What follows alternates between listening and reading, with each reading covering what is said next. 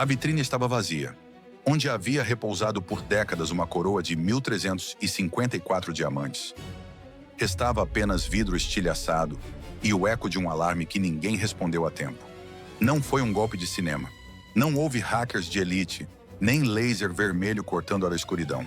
Foram 4 homens, coletes laranjas, uma plataforma de obra e uma senha. A senha era Louvre. Em menos de 8 minutos, o museu mais visitado do mundo perdeu joias que sobreviveram a revoluções, guerras e impérios inteiros. Peças que adornaram imperatrizes, que selaram alianças entre nações, que carregavam nos seus quilates a memória física da França.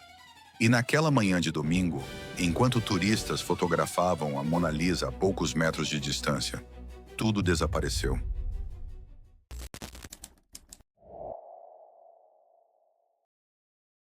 Para os 8,7 milhões de turistas que visitaram o Louvre no ano anterior ao crime, o museu parecia eterno. A Galerie d'Apollon era um lugar que suspende o fôlego. Tetos dourados a 40 metros de altura, o equivalente a um prédio de 14 andares, coroas sob vidro temperado, diamantes que já sentiram o peso de cabeças imperiais, colares construídos para selar alianças entre impérios que não existem mais. Nada ali parecia perecível. Mas por baixo do ouro e dos cristais, algo estava apodrecendo há anos, em silêncio. As câmeras de segurança cobriam apenas 39% das salas. Os sistemas rodavam em Windows XP, software abandonado pela própria Microsoft há mais de uma década. A sala de controle central não possuía monitores suficientes para exibir todas as câmeras ao mesmo tempo. E a senha do sistema de vigilância era literalmente a palavra Louvre. Por mais de 10 anos, a Agência Nacional de Cibersegurança Francesa enviou alertas formais. Auditores documentaram cada falha com precisão clínica.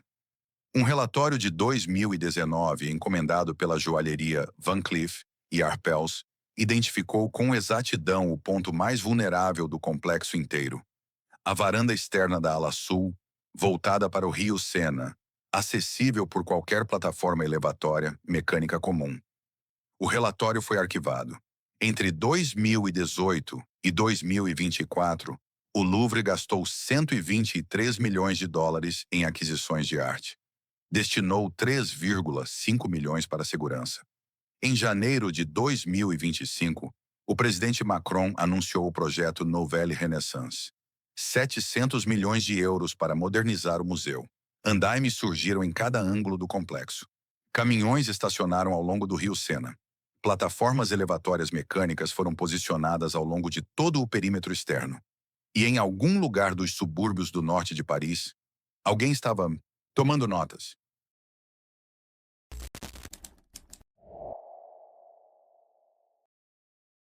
O nome dele nas redes sociais era Doudou Cross Bitoum.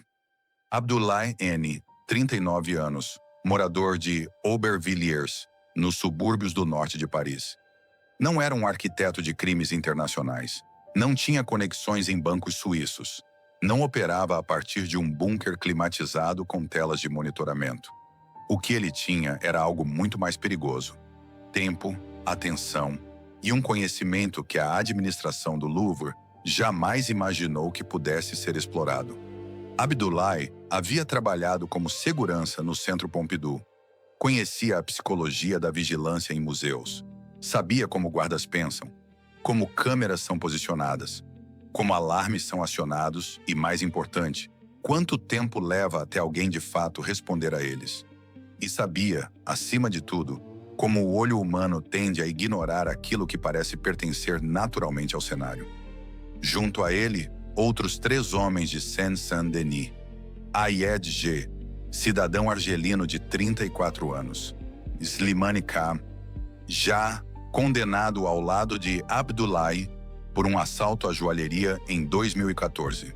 E um 4º membro, cuja função era puramente logística, o motorista, o silêncio, a rota de saída. 4 homens, sem dispositivos de jamming, sem hackers, sem tecnologia de ponta. Apenas observação paciente. O projeto Nouvelle Renaissance havia transformado o perímetro externo do Louvre em um canteiro de obras permanente, Andames cobriam fachadas inteiras. Caminhões entravam e saíam pelo Quai François Mitterrand sem controle rígido de identificação. Plataformas elevatórias mecânicas, do tipo utilizado em mudanças residenciais por toda Paris, ficavam posicionadas ao longo da ala sul. Trabalhadores com coletes de alta visibilidade circulavam em todos os turnos sem despertar qualquer suspeita. A obra havia criado inadvertidamente uma nova normalidade ao redor do museu. E o grupo estudou essa normalidade por semanas. Visitas de reconhecimento disfarçadas de turismo. Observação dos horários dos guardas externos. Mapeamento dos ângulos das câmeras. Identificação do momento exato em que a rotina institucional era mais porosa. O relatório de 2019, elaborado pela Van Cleef & Arpels, havia descrito a varanda da ala sul como vulnerabilidade crítica. Um documento técnico preciso que explicava, passo a passo, como um agente externo poderia alcançar o primeiro andar do museu utilizando equipamentos mecânicos disponíveis em qualquer locadora de Paris.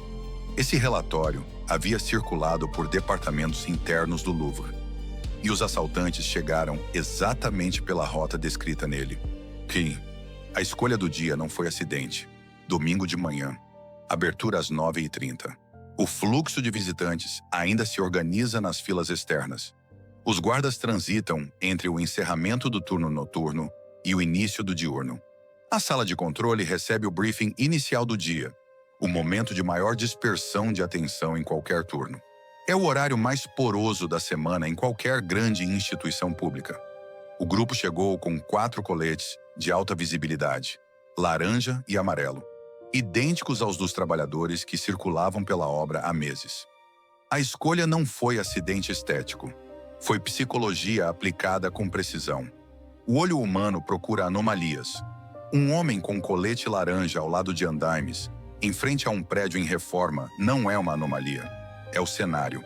Eles estacionaram um caminhão equipado com monte-charge, uma plataforma elevatória de uso doméstico e comercial, ao longo do calçadão do Rio Sena. O veículo pesava aproximadamente o equivalente a 2 rinocerontes brancos adultos. Estacionou ali sem que nenhuma câmera externa, nenhum segurança, nenhum pedestre achasse pertinente questionar. A plataforma começou a subir. Por dentro, o museu funcionava com a ilusão reconfortante de controle. A única câmera que cobria a fachada sul estava apontada para a direção errada no momento do assalto. A sala de controle não tinha monitores suficientes para exibir todas as imagens ao mesmo tempo, o que significava que os guardas viam fragmentos do museu, não o museu inteiro. E entre os fragmentos que ninguém estava acompanhando, estava exatamente o corredor de entrada que os 4 homens precisavam atravessar. O colapso digital completava o quadro. As senhas dos sistemas críticos nunca foram alteradas desde a instalação. Os softwares de segurança rodavam em plataformas obsoletas, sem atualizações de proteção há anos. A empresa terceirizada de vigilância eletrônica, a Securitas, operava com ferramentas que qualquer técnico de nível básico poderia comprometer sem equipamentos especializados. 150 alertas formais enviados, nenhum implementado.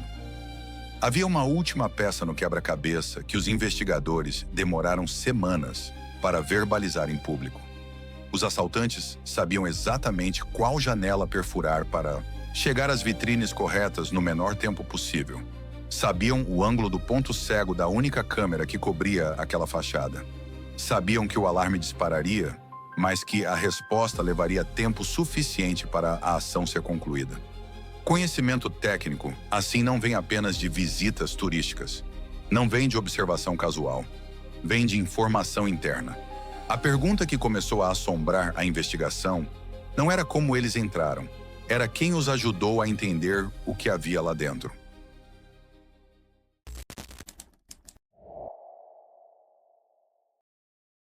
Eram 9h30 da manhã de um domingo de outubro.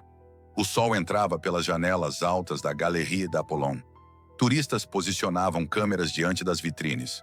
Um guarda circulava pelo corredor central com passos cadenciados. Os mesmos passos de sempre, no mesmo horário de sempre. E do lado de fora, A plataforma elevatória havia chegado ao nível do primeiro andar. O que aconteceu nos 8 minutos seguintes foi registrado por câmeras que, ironicamente, estavam funcionando. O problema nunca foi a ausência de imagens. O problema foi que ninguém estava assistindo. Os 2 primeiros homens atingiram a varanda externa carregando ferramentas industriais. Cortadores de disco movidos a bateria, serras circulares, equipamentos que qualquer loja de construção vende sem exigir identificação. Ao atingirem a janela reforçada, os discos começaram a girar. O vidro cedeu. O alarme disparou. Na sala de controle, o sinal foi recebido. A equipe de resposta foi acionada. Guardas da Securitas e policiais do perímetro externo começaram a se mover em direção ao museu. Mas a comunicação falhou. A sala de controle não especificou com precisão a localização do alarme dentro do complexo vasto do Louvre, um edifício cuja área interna equivale a mais de 11 campos de futebol. As equipes foram direcionadas para o lado errado do museu. 30 segundos. Esse foi o intervalo entre a chegada das equipes de resposta e o momento em que os assaltantes já haviam saído. 30 segundos que alteraram o destino de 8 peças de importância histórica incomensurável. Dentro da Galerie d'Apollon, a ação durou aproximadamente 4 minutos. As imagens de segurança posteriormente divulgadas mostram 2 assaltantes. Serras circulares contra vidro temperado. Golpes físicos contra as molduras das vitrines. O barulho industrial rasgando o silêncio de um dos ambientes mais solenes da história francesa. O pessoal do museu presente na sala seguiu o protocolo. Prioridade à vida humana. A evacuação dos visitantes começou de imediato. Um único guarda foi registrado pelas câmeras em uma tentativa de intervenção, segurando um poste de sinalização, um daqueles stanchions de veludo usados para organizar filas, e avançando hesitante na direção dos invasores. Recuou diante das serras. Ninguém pode culpá-lo. As vitrines que cederam naquela manhã abrigavam séculos comprimidos em metal e pedra. O broche de laço, o Grand Noir, com 2.438 diamantes, originalmente parte de um cinto de 4.000 pedras, mandado fazer pela imperatriz Eugénie. O colar de esmeraldas de Marie-Louise, presente de Napoleão à sua segunda esposa, com uma esmeralda central de 13,75 quilates. Uma pedra de um verde tão profundo que especialistas a descrevem como impossível de reproduzir. A tiara de safiras com pedras de Ceilão não aquecidas, uma especificidade gemológica que o mercado moderno raramente consegue igualar. Cada peça foi retirada em segundos. A coroa da imperatriz Eugénie, 1.354 diamantes e 56 esmeraldas, pesando o equivalente a um abacaxi grande, foi arrancada da vitrine e jogada em uma bolsa, e o grupo saiu correndo. A fuga foi a parte mais brutal dos 8 minutos. Durante a corrida de volta à plataforma, a coroa da imperatriz Eugénie caiu na calçada externa. Em seguida, em um movimento que os investigadores reconstituíram através das imagens, um dos assaltantes tentou puxá-la por uma abertura de vidro, cujo diâmetro era menor que o da própria coroa. A coroa sofreu dano estrutural severo. Foi o único item recuperado. 2 cúmplices aguardavam na rua com motocicletas de alta potência, modelos Yamaha T-Max, projetadas para o trânsito parisiense. Rápidas, manobráveis, capazes de desaparecer em segundos em qualquer cruzamento da cidade. Antes de partirem, tentaram incendiar a plataforma do caminhão para destruir evidências forenses. O fogo foi contido antes de se alastrar. As motos não foram contidas. A investigação revelou que os assaltantes transferiram os itens das motocicletas para um veículo secundário em um estacionamento subterrâneo próximo, local identificado por câmeras de segurança externas ao museu. As joias foram então movidas novamente, em algum momento nas horas seguintes, para um destino que os investigadores nunca conseguiram rastrear com certeza. 100 agentes mobilizados, 150 amostras forenses analisadas, o banco de dados da Interpol ativado para monitorar o mercado global de arte. Mas o rastro das joias evaporou junto com a fumaça do caminhão. O diamante Regent, avaliado em 60 milhões de dólares, não foi tocado. O diamante Sansi, uma das pedras mais famosas do mundo, permaneceu intacto em sua vitrine. Os assaltantes, não. Foram à caça de qualquer brilho. Foram à caça de peças específicas, de vitrines específicas, por rotas específicas. E essa especificidade era o detalhe que não saía da cabeça da procuradora Laure Bercot, que assumiu a investigação logo após o crime. Quem sabia o que estava naquelas vitrines exatas? Quem sabia o caminho mais rápido até elas? E quem, além de 4 homens com serras circulares, estava esperando o que eles trariam ao sair?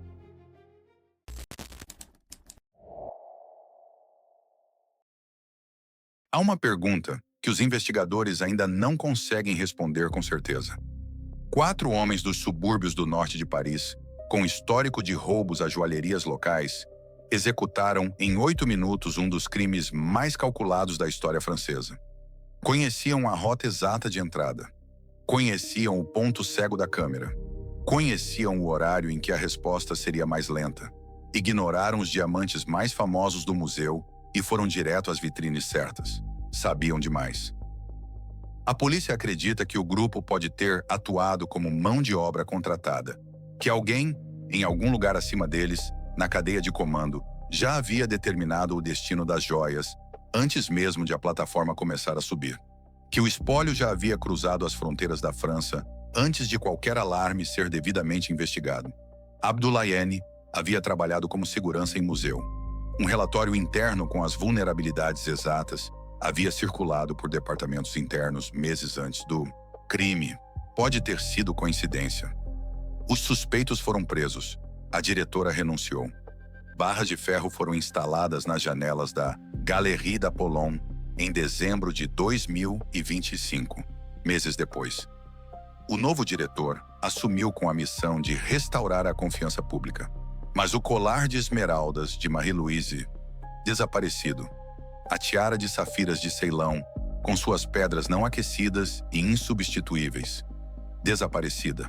O broche relicário com os diamantes pessoais de Luís XIV, os mazarins 17 e 18, que sobreviveram a monarquias, revoluções e guerras mundiais, desaparecido.